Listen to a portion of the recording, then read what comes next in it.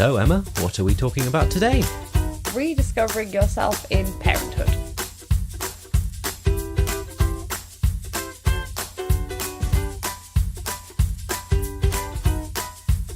This episode is called Identity Shift.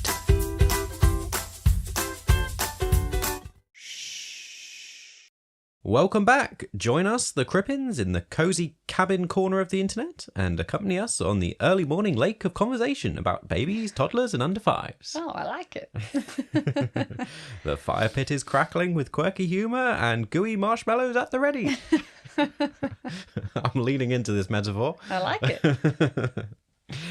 This is our little parenting podcast, if you don't know, or as I like to call it for short, the PP.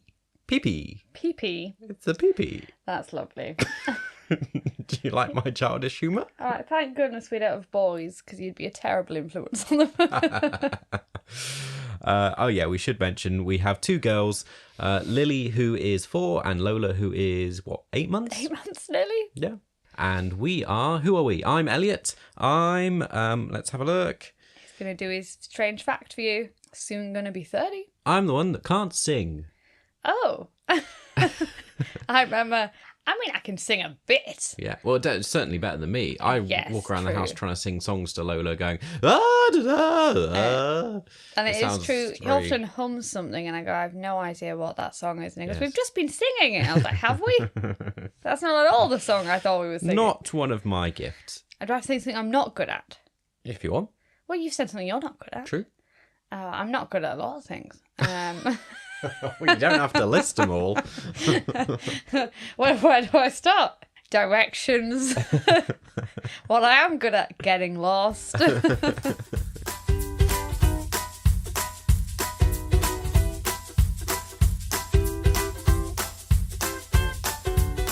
Parenting achievement time. Parenting achievement time.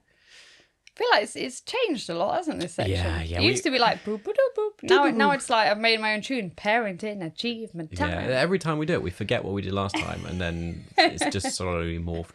Anyway, this is the segment at the beginning of the show where we share a parenting fail story, a what have you unlocked parenting achievement that's a relatable moment that people might, have a good laugh at. Very recently, this will come up in the episode, but we have been away over the weekend.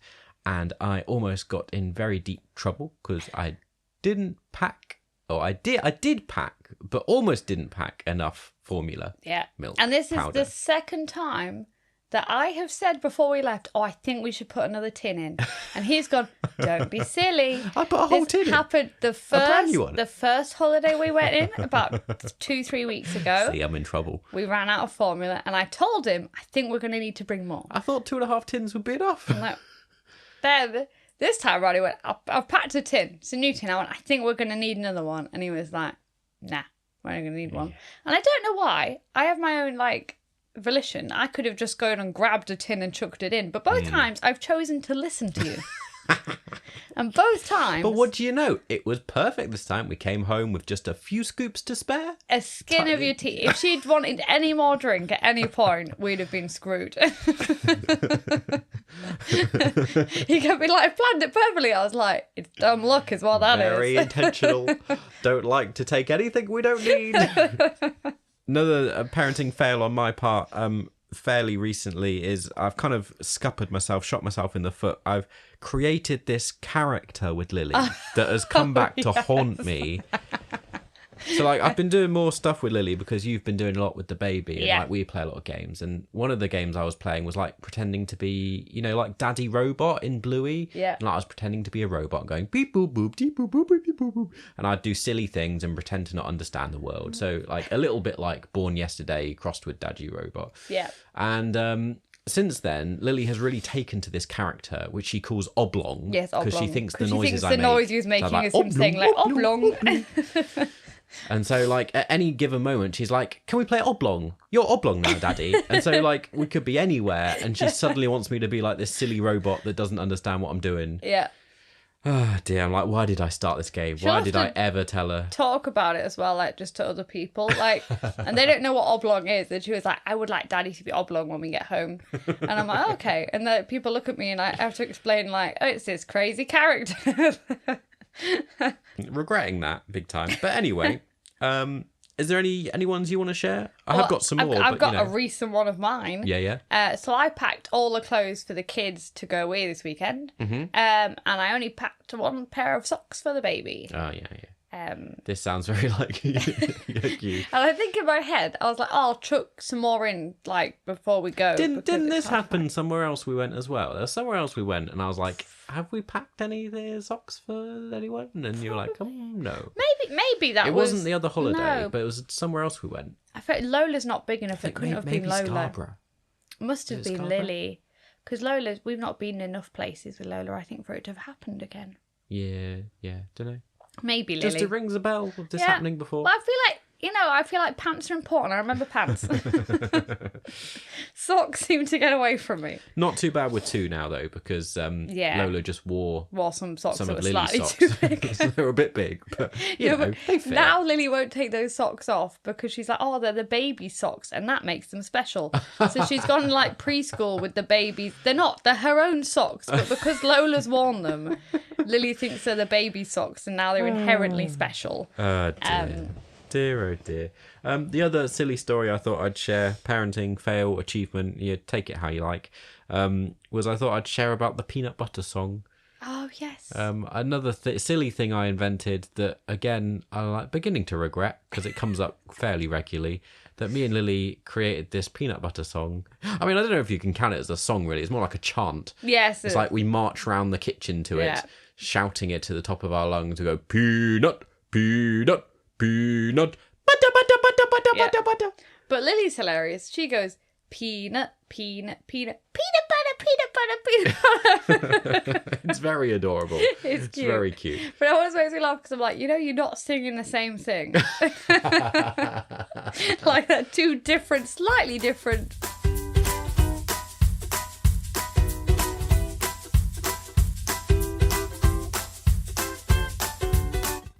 Well, chase after that crawling baby and try and stop themselves killing themselves at every opportunity. And let's jump into some chit-chat today all around rediscovering who we are after having kids, having time for yourself, the sort of, I don't know, like deep sense of who we are, whether you lose some of that, how do you find it again, the spirituality of that, all those sorts of things. You actually came to me with this idea, Emma. Did you have any? What particularly made you think of wanting to talk about this on the podcast? Well, I was thinking about topics we hadn't covered, and I think because I'm getting to like the postpartum period where you're finally starting to feel like a normal human being again. I was like, it's interesting how like becoming a parent, inevitably there's a lot of loss of identity, but you also kind of take on almost a new identity, like a new mantle. So instead of being like just, I don't know, you're also like, oh, I'm now Lily's mum, as often people know me. Yeah. And like, now I'm Lola's mum. It's just like a redefining of who you are, really. So I think it's quite interesting because I think people don't appreciate. Sorry, I'm just saving our child from killing herself. Like, there's like a lot of inevitable loss of identity, but it's not like it is hard, but it's not necessarily negative. Like there is some gains you get. It just takes a while to kind of get into that new kind of. I think this fits really well because this has come into focus for me recently as well. After the last 6 months have been particularly challenging. I've found with having two kids and with Lola being so young, and then recently we've had two holidays. One a broad family week away, and one this past weekend. We've celebrated my early 30th birthday with a stay in a cabin by a lake and done all sorts of fun outdoor activities, and just the whole sense of that has been really interesting to think about, like how things look different with kids and how it all feels. And then it's doing things again, like doing things we enjoy, doing things with family, and like reconnecting with some of that and working out what does that all look like now on the other side. And it's also a good way. It means we can talk a little bit about some of our holidays. Could interject some of those conversations in here, which is I wanted to find a way to do that. And also, I as through some of my work and the stuff I do, I'm really fascinated to talk about what does like spirituality in parenting look like, and I think that plays a little bit into this conversation. So we might touch on that later. I think we first need to talk about like how it's fine for people to feel lost at first, like because you change, like especially with women, your look changes, like your hormones are all over, but also like you no longer have time for, let's be honest, any of the hobbies you probably did beforehand, especially at the early stages. So I think you can often feel like you're put into a box of, well, now I'm just a mum, and mums don't get to do these things. Yeah. And I feel like that can be quite confining sometimes. Yeah, and I think I don't know if we struggle with that as like first time round. How did it feel having our first child? Did you have a sense of that? A little bit. I think it's more. I remember somebody once asked me, "What do you do for fun?" And I remember thinking like, I have no idea. Like, I don't know, because at the time, like Lily was still very little, and I remember thinking, well, I don't really have a hobby. Like, my hobby's probably sitting on a night watching some mindless TV. Like, I don't really do anything. Whereas I kept thinking, well, before I used to paint, and I used to do lots of things. Yeah. I think we did adjust well in some ways, because we always anticipated being parents. We were quite geared to the like family life. It wasn't a massive change for us in some ways, because a lot of the things we like doing we still did with kids, and like all that sort of thing. I think for me, second time round has actually been harder, that transition. I feel like the survival phase has been more challenging, and I felt a bit lost in it all. And I think, interestingly, I think I've coped better the second time round. Interesting. But I don't think that's because I felt like I knew what to expect. And I've already kind of taken on the title of mum, so it's not as much of an adjustment. Yeah. I wasn't sure if I was going to like ever talk about it much on the podcast, because I didn't, we like to keep things lighthearted and like fun, as well as talking about serious topics. And I wasn't sure if it fit. But while we're in this beginning phase where we're talking about the challenges, like our first holiday, like the previous one where we went abroad, like as much as it being really like it was in the south of France, there were like all the cousins like were together and having lots of fun and all sorts of things. I put a post on social media afterwards because I actually really struggled with it. Just, I don't know, again, maybe like that expectation, I was hoping of like a time to reset, and like because it had been so challenging recently and stressful, there's so much going on in life, but because we have kids, because it was a kid holiday, like there was still no respite. And so like Lola was ill on holiday, and like we didn't spend much time together. You have to like tag team it. A lot of the time we were back at the villa, like trying to get Lola to drink and sleep. And like even in the moments where things were joyous, I found myself not being able to like to fully enjoy relax it, or disconnect my brain from work, and like and that like gave me a sudden panic that like I can't do this anymore. Like, I'd always felt like I'd cope very well with fatherhood and like can keep calm, and like I didn't lose myself in it. But then suddenly like it kind of became overwhelming in that moment when I expected things to relax, get better, and it didn't. But yeah, it's really interesting, but because things are different. It like a holiday pre-kids and a holiday with kids. Oh yeah, they're just very different things. You can't expect the same thing. No, but that's why I like this recent holiday I've been on, because it made me feel like it was kind of like our old holidays we used to do. Yeah. Going to like somewhere rural and doing like an activity. And I know your sisters listen to the podcast, so I don't want to like be like, we had a terrible time in France, and then we had a lovely time for my birthday. It's not like that at all, but like it's just a very different style of things, and it was much more of like. And Lola was a lot better, so like you were able to go out and go on your boats. Yeah, but I don't know. Maybe it's like the reverse for me. Like the most recent one, we did something that was for me, something that was like more of a slightly adult holiday that we enabled the kids to do. Whereas maybe for you, because you find a lot of reward in spending time with your big family, maybe the south of France was like the more. I think they're just refreshing. very different holidays. So I really enjoyed the South of France one, but this one was, I think, more calm. But I think that's because there's generally less kids. Well, yeah, we only had 2, not like 7 or whatever it was. But there's a lot of pressure, I think, because like those holidays are our only moments where we can do something for ourselves. Because the rest of the time, in your head, you're like, we're making memories, like we're making core memories for the kids. And the thing is, Lily's loved both holidays. Both holidays she hasn't wanted to come home. She said, please can we stay? Now she's asking when we're going on holiday again. When are we going to go on the boats again? Yes. But what's fascinating is you ask them, like, what was your favourite thing? Oh, yeah. What have you most enjoyed this last week? They'll often come out with such bizarre, mundane things, yeah. like just everyday little tiny moments that are like just part of the parenting life. And I think that's a real like eye opener to you to be like, it's just the normal everyday is fine. Like, oh yeah, you know, and adjusting to that new reality. So much of your time as a parent is focused on looking after another person, another human. Well, you cater like, your life to their needs. Yeah. You never really focus on yourself. I think that's true. And I think I'm often always checking, like, are you okay? Is Daddy okay? Is Lola okay? And I'm never going, am I okay? Because you're constantly, like, checking on everybody else to be like, they're doing all right. And they're doing all right. Are they doing okay?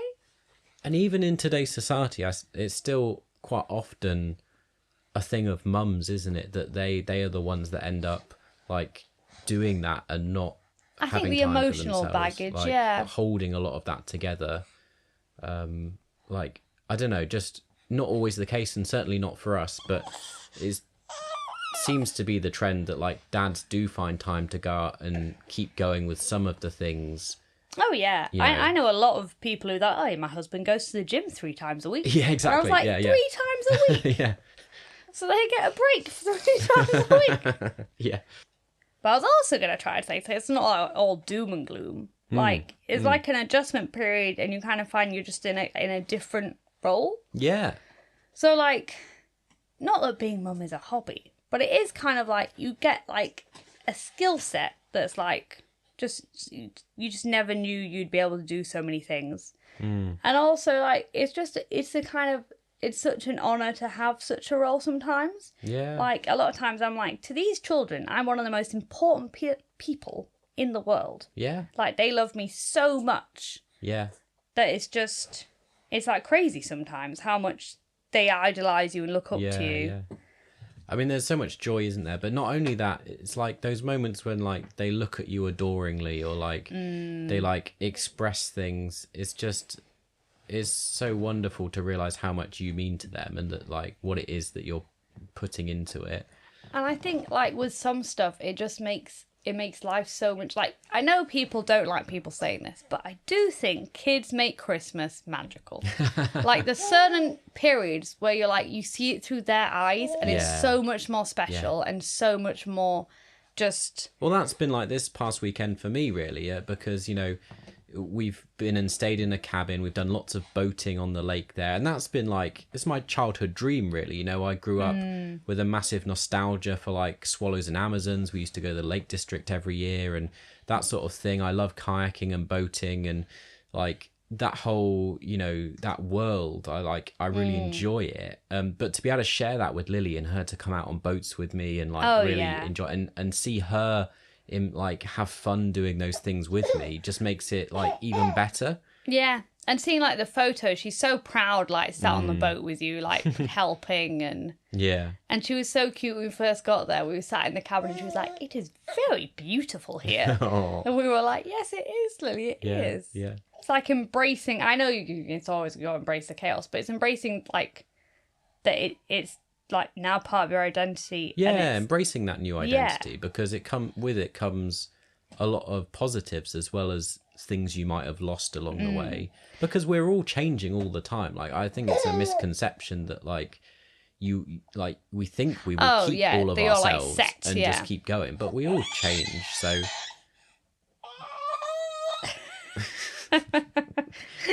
you found a hair bubble. Wow.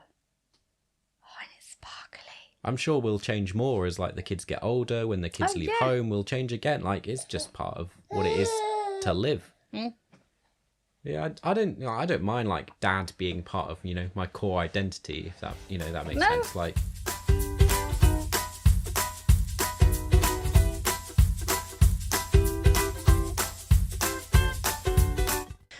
so for you, what do you think, like, what is your mum identity and what things do you think you've lost along the way and what things do you think you've picked up?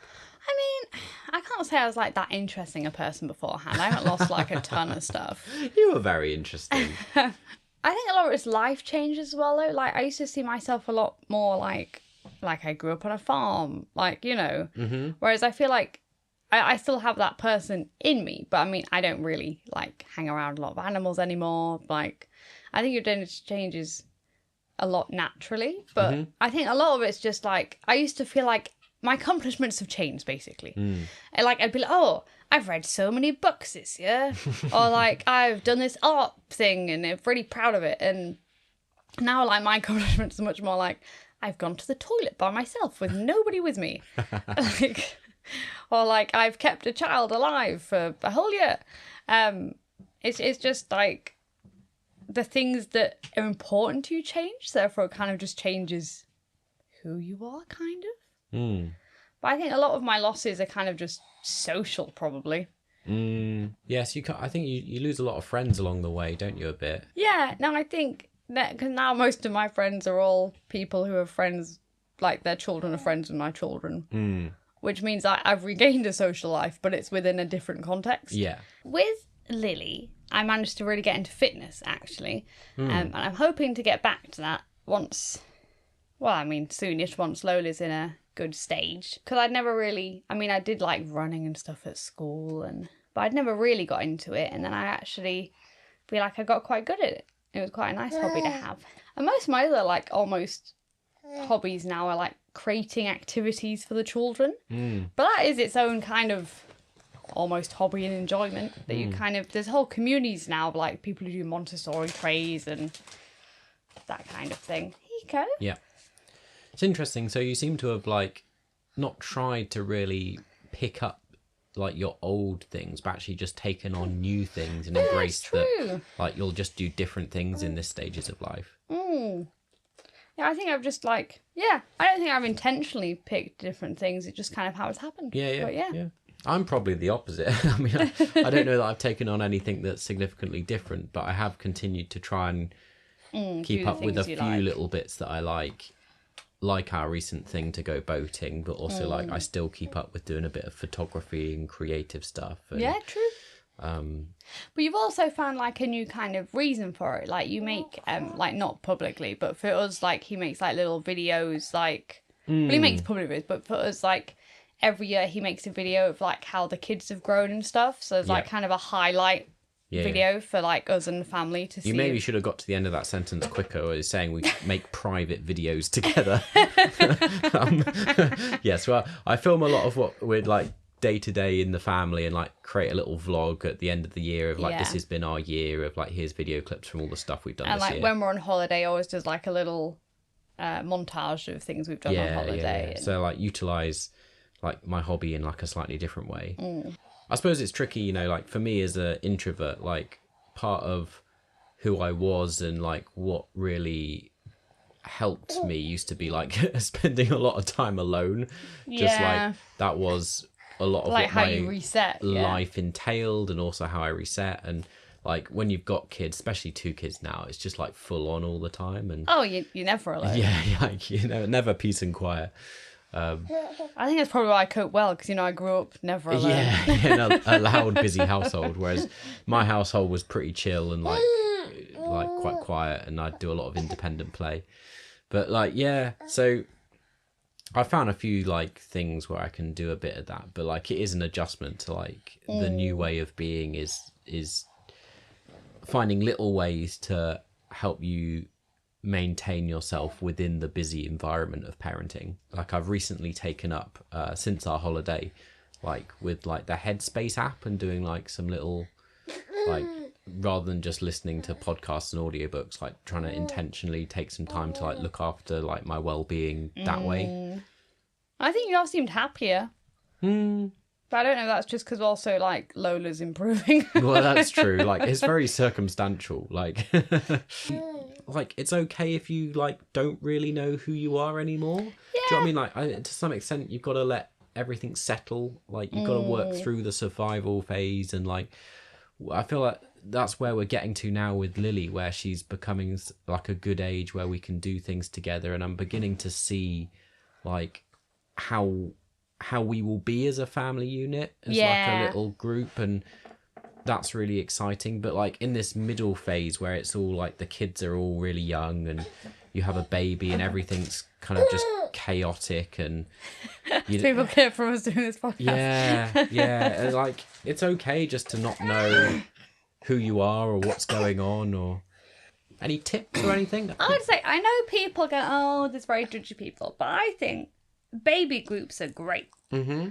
Like, and I don't even go to baby groups. I go to like, there's a play thing. Oh, what's it called? Is it called Little Harrogate? Me and the girls go to on Fridays, and it's like a similar. It's a nice way just to talk to other people that aren't just the kids.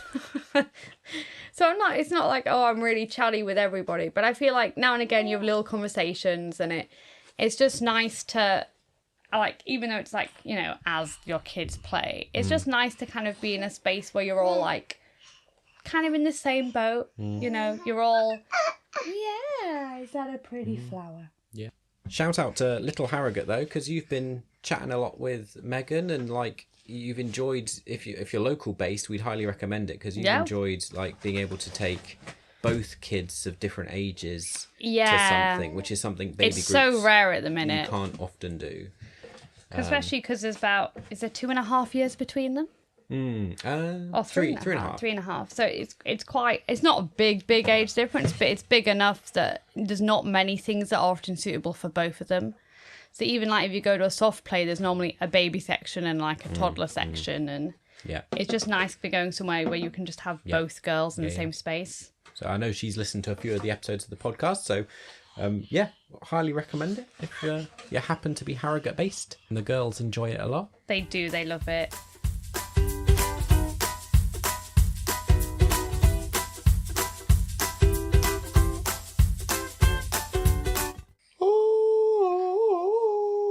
It's a new segment for you, the spirituality of parenting. I like that.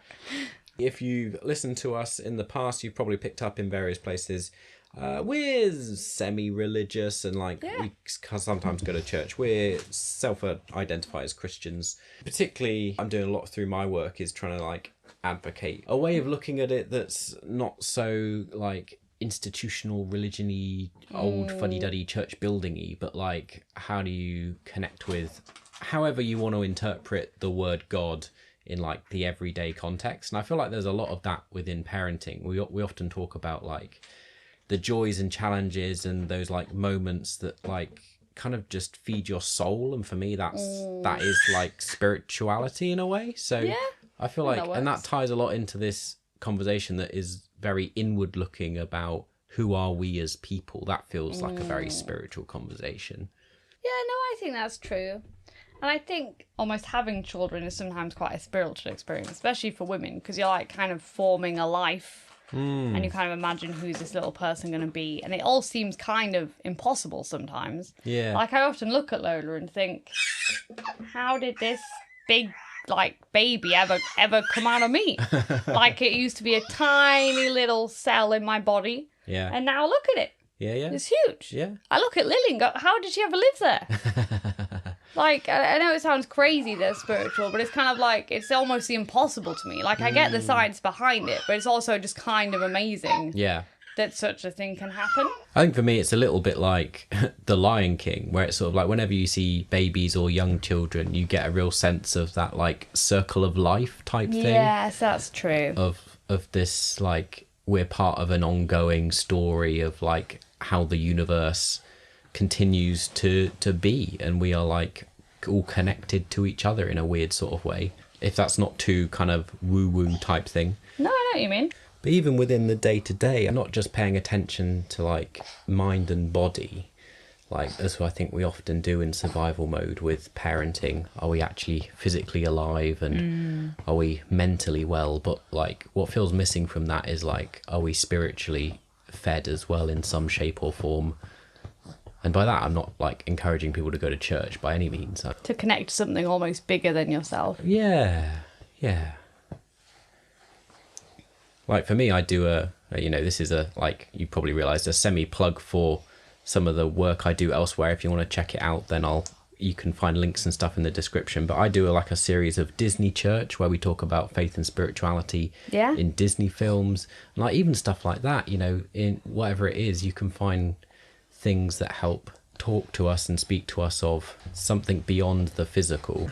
What are some like moments that feel particularly, I don't know, spiritual, if you want to use that word, within parenting for you? Or do you have any like top tips of how people could embrace more of that within parenting? I think for me, just, I don't know how to say it in a nice way. Doing like service, like little jobs, is quite meaningful when you do it for someone else. Like almost doing acts of kindness for other people has a lot of meaning to me. And you're kind of doing that all the time, every day with kids. Yeah, helping others. Like, sharing and you're love. being like altruistic all the time. Yeah. Like, which is a big sacrifice, but it's also like you are, by having children, you are saying, I'm sacrificing what most of my wants for the wants of like your little people. Yeah, I mean, if you're a good parent, that is. Yes, that's true. Yeah, there are certainly styles of parenting that maybe aren't quite as altruistic, but true. Yeah, if you feel like you've been like called to be a parent. But that's it, isn't it? It's like in some ways it helps me like describe my faith in a way. Like you say, like for some people it is quite a calling in life to be a mum or a dad, and like that is part of their new identity. And it also like helps give you an idea of what it must look like. You know, I don't see God as like a father figure that, you know, like is a physical parent. But in that way you can kind of maybe understand more like, why is there suffering in the world? Why are there these things? Because actually, like as a parent, you don't micromanage, you know, but you still feel deep sadness when your children are sad. You feel deep love when they are joyful, like all those things. But like they are their own person. They live their own life. Yeah. You are one, but you are separate. I also think it's made me a much more loving person in general. Like, not like less, more, maybe more understanding is what I'm trying to say. Because I think when you have children, you can see everybody like almost as when they were a child. So like most people I see, before I was quite judgy. Yeah. I could be like, well, that's someone's kid. Like that they've made poor life decisions. But if that was my child, I'd want someone to be nice to them. I wouldn't want someone to be mean. Yeah. So I think it's made me a much more like softer person generally to lots of situations and people. Because I always think if Lily or Lola got themselves in a situation, or you know, anything, even if somebody's been a bit rude to me, I'm like, well, they're probably having a bad day. That's someone's kid. I wouldn't want someone to judge my kid based on that. True. Sometimes you can't walk in another's shoes until you've been through something challenging yourself. And certainly parenting brings with it a whole load of challenges. And probably, you know, as much as it would be great to avoid them at times, and we wish we hadn't gone through some of it, it does sometimes help you have that empathy and help you resonate with others and help you, you know, I don't know, like I really don't think we suffer for a reason. I don't think it's inflicted on us. I don't think we are tested. And I don't think it's one of those people who are like, a purpose. You know, some religious people are like, oh, it's good to suffer. Yeah, definitely like, not. No. Sometimes life is just shit. Yeah. But, you know, I think there are things through that we can learn. Yeah, true. There we go, getting into big philosophical. That's the one. There you go, that one. I feel like there's a big overlap with like spirituality, religion, philosophy, ethics, all those like interesting stuff. Yeah, I think there is. Yeah. We're quite like thinking Christians, aren't we? We like the kind of... What do you mean opposed to mindless people? It's insulting. No, I mean like some people are all about like the feelings and the like experiencing something, whereas we quite like to like sit down and discuss. Oh, we like to dissect. We're quite scientific. That won't be everyone's cup of tea, and that's fine, but it's like who we are.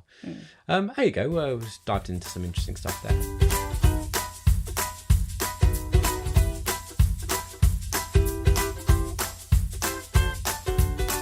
So, Elliot, do we have any comments from our listeners? We're not very good at remembering to do this, but we do like to share comments and feedback and things that have been sent in from various different episodes, because we haven't done this in a while. But we had some nice comments on our low pape episode where we chatted about pregnancy and all about the info about low pape. One comment: thank you for this. I'm pregnant with my first baby and just received results very similar to yours. This was reassuring. That's great to hear. And another: Thank you so much for this episode. It was so informative and helpful. Currently waiting on NIPT results, and this has made the wait feel less anxious.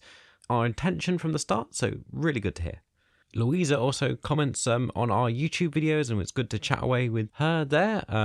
One of the recent ones on our Pass the Parcel episode, she shared that, like us, I don't understand the trend of having big parties for 1-year-olds with cake smashes and all the waste and stuff that comes with it. And good to hear about what she gets up to with her nephews and nieces.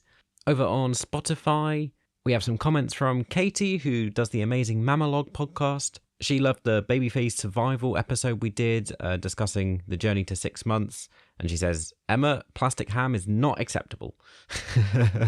And goes on to say, I listened to this while walking newborn around the park so my husband can attempt bedtime, as if I'm in the house, both babies want me and lots of screaming ensues. So thanks for keeping me company. Made use of one of your top tips. There we go. Perfect. And then let's jump over to Instagram. A number of you replying to our stories over there. We've already mentioned Little Harrogate in the episode this week we've been chatting to.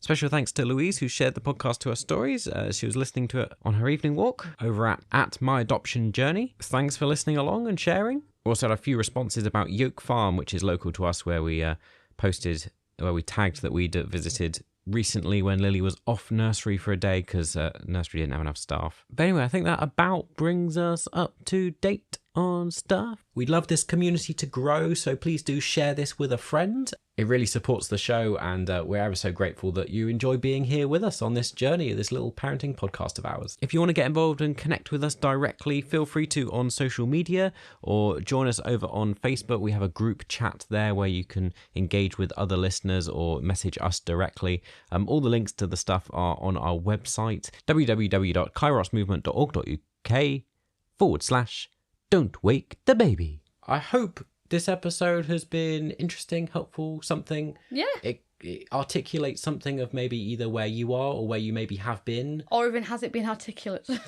Probably not, knowing us. Probably not. Lola's been shouting a lot, so Yeah. I don't know what's salvageable from all that.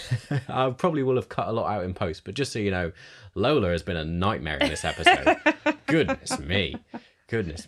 Live wire. Well, I mean, as you go and figure out who on earth you are as a person, your identity as a mum or a dad, then I hope you have a nice life. Yeah. We'll see you next time on the podcast. Thank you so much for listening. We really appreciate the support. Yeah. Let us know if you have any deep thoughts about anything.